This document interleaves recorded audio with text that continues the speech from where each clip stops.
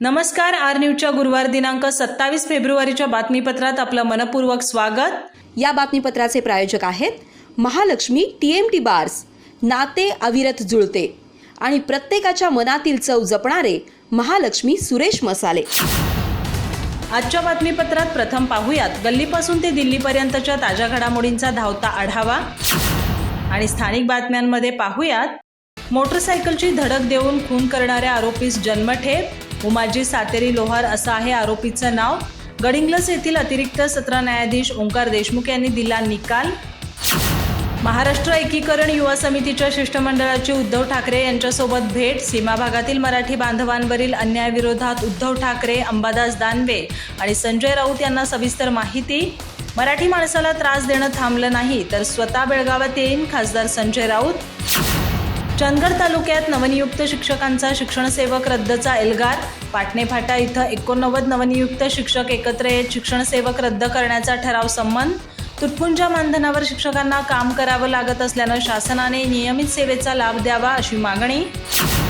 पारगड किल्ल्यावर सुभेदार रायबा मालसुरे यांच्या स्मारकाचा प्रथम वर्धापन दिन मोठ्या उत्साहात. सह्याद्री प्रतिष्ठानच्या वतीनं भगवा ध्वज फडकावून शिवप्रेमींनी केलं अभिवादन.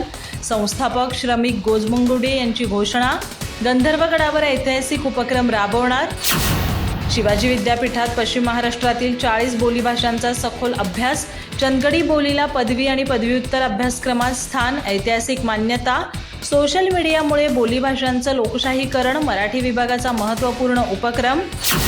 हलकर्णीत ग्रामदैवत श्री रामलिंग मंदिरात महाशिवरात्रीनिमित्त धार्मिक विधी संपन्न. प्रयागराजहून आणलेल्या गंगाजलाने गंगापूजन, भाविकांची मोठी गर्दी. भजन, नामस्मरण आणि महाप्रसादाने भक्तिमय वातावरण. बँक आणि पतसंस्था संघ पत्रकार ऑफिसर्स क्रिकेट लीग 2025चा विजेता. अंतिम सामन्यात पोलीस संघावर विजय मिळवत पटकावले विजेतेपद. माध्यमिक शिक्षक संघ 3ऱ्या स्थानी, ST महामंडळ 4थ्या क्रमांकावर. र.भा. माडखोलकर महाविद्यालयात मराठी भाषा गौरव दिन उत्साहात साजरा. मराठी भाषा ही केवळ संवादाचं साधन नव्हे तर आपल्या संस्कृतीची ओळख. संजय साबळे. मराठी भाषेच्या जतनासाठी तिचा अधिकाधिक व्यवहारात वापर करण्याचं आवाहन.